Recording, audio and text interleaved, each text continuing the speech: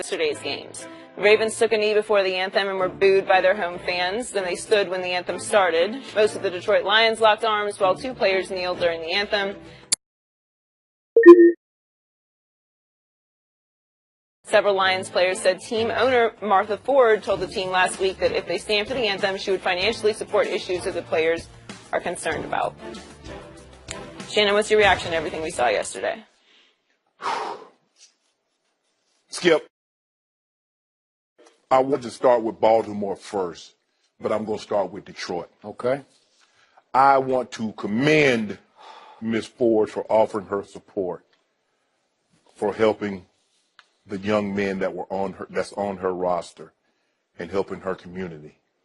But it's very unfortunate that it took the anthem protest, as some have deemed it, to shock her conscience. The pain, the humiliation that she feels when players on her team kneel or sit for the anthem moved her more. Than Alton Sterling. I agree. Tamir Rice. That is correct. Orlando Castile. Yep. Eric Garner, Terrence Crutcher. It took. So think about this, Skip. The pain that she feels when she watches a black young man kneel or sit for the anthem is basically the equivalence of what these black men that playing in the National Football League, when they raise their fist, when they take a knee, or when they sit. That's what they feel. Well, you said a protest is designed to make you uncomfortable, and boy, it made her really uncomfortable. So guess what it's telling me, Skip? It's telling me this protest is working because she's offering support. Not one time last year in the past 14 months did we hear anything. Now, I don't know what she does in the community. It's hard for me to believe that the Ford and that organization and that great company has not done well by the community of Detroit. But we never heard her mention, or we had never heard mention that she was willing to help these worthy causes until this anthem protest. That's correct. So the protest is working. Now let's get to Baltimore. Can I jump in just for a second? Okay. Just for a second.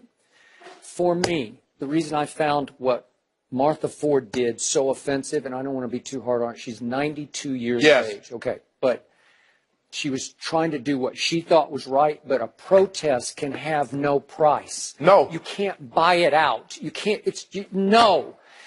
If some white power broker had gone to Dr. King, Martin Luther King, before he got assassinated, and said, hey, you've done enough, why don't you take it easy? I'll set you up out in California and just take it easy, back off. No. I give you a few dollars. No. I give you a few dollars for the causes that you deem worthy. Yeah. Just calm down a little bit. No. There's a price for silence. Yeah. She thought. Okay. So, but I don't want to condemn her. She's trying to do the best she can for her franchise, and she's going to, whatever, but go ahead.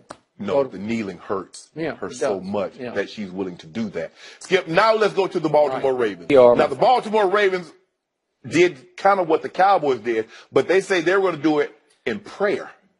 Before the anthem. And you heard the boos rain down. So, again. Wasn't there a PA announcement about let's join in? Yes. So what does this tell you, Skip? What I've been telling all along, it was never about an anthem. Never about the flag or the military. What we start to see is that people are conditioned that if they see something outside of the ordinary going on prior to the anthem, during the anthem, they're conditioned now to boo. Because he said, join us in prayer. Now you're booing the prayer. You could argue. Wait a minute. Now, I also saw, and it was floating around, when the national anthem is being played, do the vendors in that said arena or stadium, do they stop selling anything? What can't you buy during the national anthem? They sell popcorn, they sell hot dogs, hamburgers, nachos, they sell hats, T-shirts.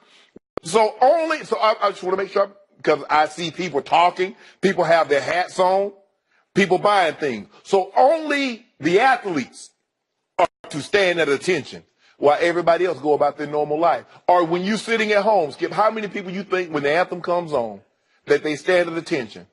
I'm sure some do. More probably than not. what we're seeing, Skip, is that it's bothering people. And what we want to talk about is right here. Everything that we want to talk about right here. What Colin Kaepernick took that knee for 14 months ago is everything is right here. But also right here, okay, we got the anthem here. Yep. We got the flag here. We got the military here. And now we have President Trump interject himself. So we got 4 other things that we can talk about to try to distract you from everything that I need to talk about is right here. So all this is inconsequential to me. All that is auxiliary noise. The beat is right here. Mm-hmm. And what I saw, I was very disappointed in Baltimore. I really am disappointed in the fans. In the fans. Yep. Because this was pre-anthem. You said you didn't want to see people kneel for the anthem. They kneel pre-anthem and ask you to join them in prayer. But see, and everybody keeps saying pray. I keep telling you, they pray for black folk. They listen to white rich folk. And even before them, prayer without worship is useless. So you can do all the prayer you want.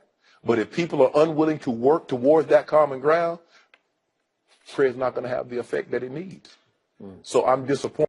I'm equally as disappointed in Miss Ford because she tried to buy silence. She tried to buy the cause.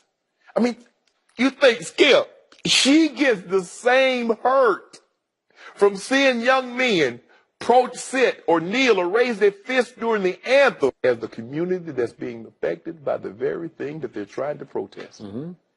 Wow. But she can't see that. No, she thought she was doing a very good thing. Just one note of caution. I'm with you in principle on the Baltimore fans, mm-hmm. but in my career, I've learned that when a stadium goes dead silent for an anthem or a prayer, mm-hmm. and a few people, maybe 100 people, boo at the top of their lungs, it sounds like the whole stadium is booing. So I don't know exactly what percentage actually booed out loud during the prayer or kneel. But my thing is that they kneel for prayer. So why are you booing? I don't know. That's it only takes a few for you to hear it because it's so quiet in there to start with. But if it was 2, why was those 2 booing? So now to the big picture.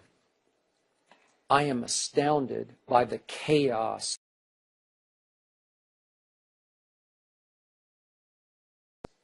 Your league and the league that I love is now in over all the protests. Mm-hmm. Nobody can agree. Every team goes at it a little differently each Sunday. Yes. There's all kinds of conflict at the top of each franchise. Should we do this? And Martha Ford's trying to buy it off, and Jerry Jones is hearing from Donald Trump, you've got to make those men stand during that anthem. And I read a good piece on ESPN.com by Van Natta. Yes. And it was second and third level reporting on that group of owners. 25 owners went to New York to meet with a few players and the commissioner mm-hmm. last Tuesday. Mm-hmm. And it was chaotic, according to Don's piece.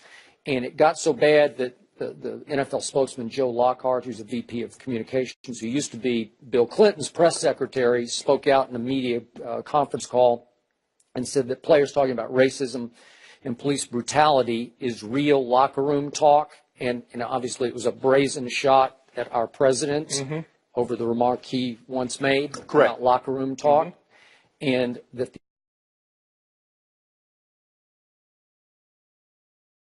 owners were furious, even the Trump supporters who are very upset with Donald Trump for taking the shot at the NFL, but they don't want a mudslinging contest to start with the White House. Like this is what it's come to for the National Football League now. Well, I think the owners were looking at it, this was starting to ratchet down because you started seeing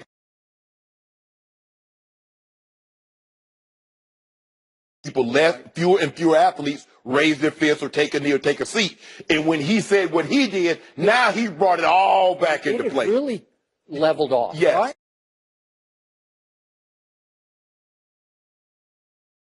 Yes. Yeah. So this is my 2 cents from a big picture here.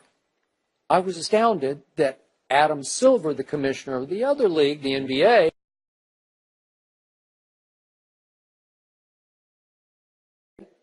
stood right up into the week last week and said, we have a rule and we will all stand.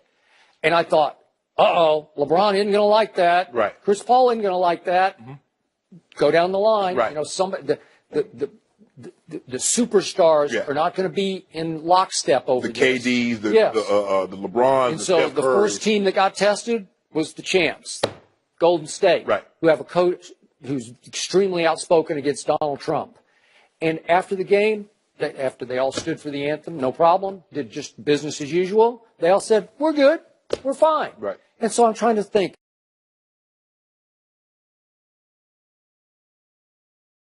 are they just protecting bigger brands as players than the NFL has? You remember they just signed that you know, now NBA teams can wear logos. Yep. They just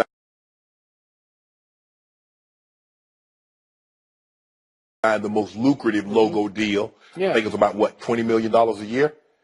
But they're just they're locked arms to go ahead and stand. And I'm thinking, or did they kind of above it all, and they saw what Colin Kaepernick did. They know it worked. Right. It had some impact. Right. He risked his job. Right. He lost his job. Right. And they're good. Like, let's go on to the next step now. Let's take it someplace else. Yes. Like, you're going to obscure and dilute the message if you keep, you know, willy-nilly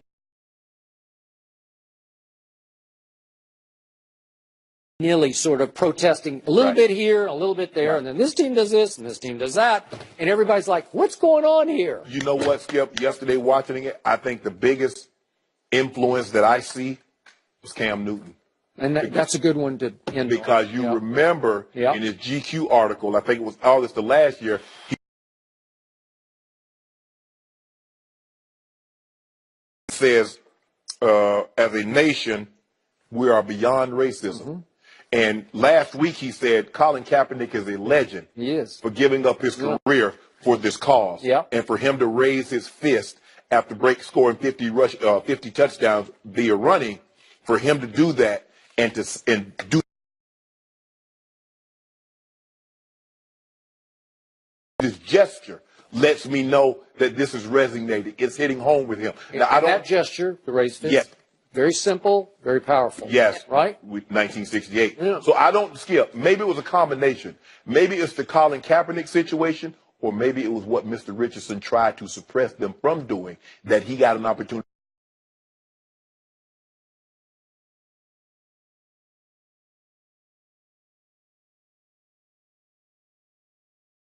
to see for himself that this thing is alive and kicking. Yeah. And while I had my head in the sand, But he didn't do it during the anthem. No, He no. did it when he scored a touchdown. Right, right. Well, speaking of Cam Newton, is he back to being an elite quarterback? We'll discuss that with Eric Dickerson next.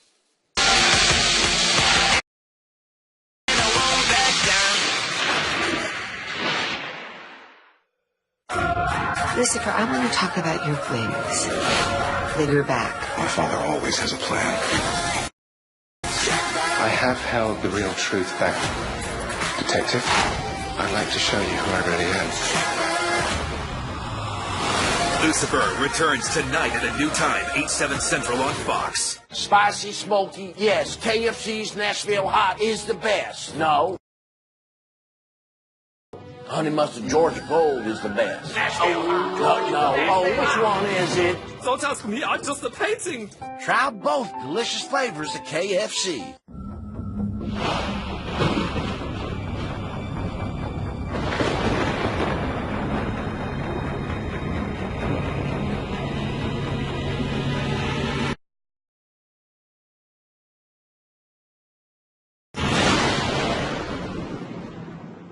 What started as a passion